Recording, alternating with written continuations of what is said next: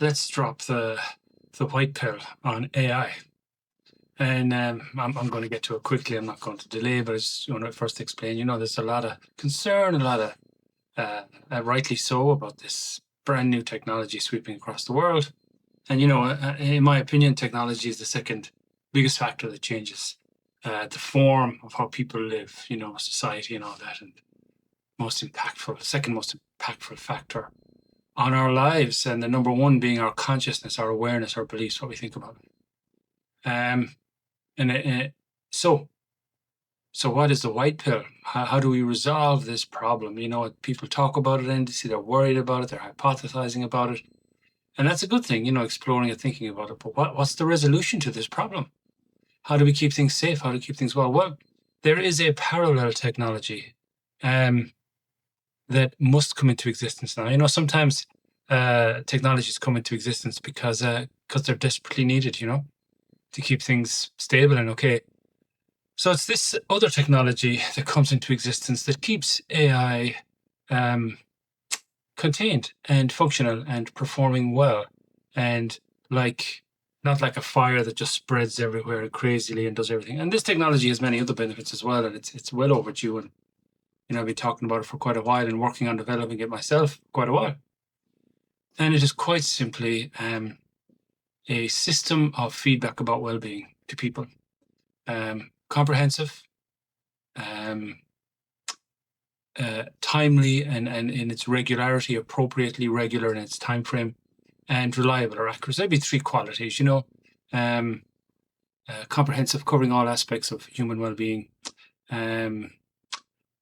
Timely in the sense that it's a suitable frequency that you're receiving the feedback, because that's important, and that it's reliable and accurate, that we understand it in a way that makes sense, appreciate it for what it is. That's it. That's all that's needed. And it's very achievable, remarkably achievable. I've done a lot of work on psychometrics myself, for example, which is one significant aspect of it. I've written a lot of books about psychometrics for mental health, addiction, and well-being.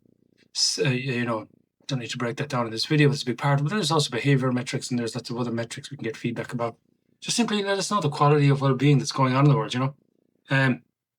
for you personally, for your family, for your relationships, in your school, in your community, in your country, in the world. Just this feedback, and then we're making adjustments to achieve it. It helps many economics. We move from GDP to the well-being measures and so on, and then politics helps us see, are people actually competent in what they do, because we're getting timely feedback about their performance and so on. Many levels anyway. It's hugely important, and it's just simply giving people this information, and it simply would be an app on your phone, and it would give you everything. It would have everything. It'd be available, your personal psychometrics of your family you can share. It's quite a social thing. The Rural Wellbeing Tracker, the WB24, things like this are fantastic. Recovery Tracker, fantastic, and so on.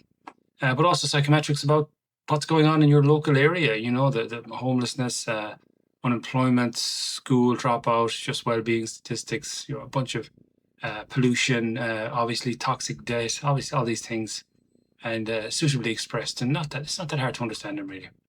But the key is, again, it's comprehensive. It's covering everything, so we're not leaving some aspect out. Which, for example, this again relates to externalities in business enterprise and getting rid of those, which of course is a battle as well.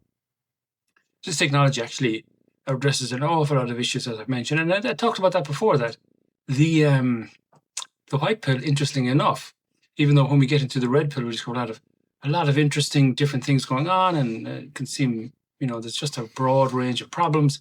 But the white pill, oftentimes very interesting. It is just one thing that addresses a huge amount of problems. And this technology is a technology that will save us all. One app to rule them all, or whatever. But it's not really like that. There should be many ones so that we can avoid depending on one app for this information. We need to. That's a part of organizational hygiene. But anyway, so this is simply it, and it's not that hard to create. It's well within our reach. The technology is there. The information is there.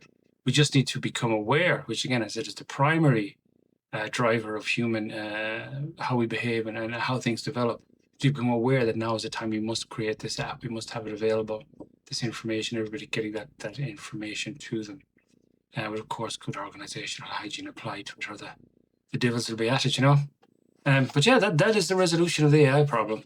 and let's get down to business. But first, we just have to simply understand that, and that is the white pill for the AI problem.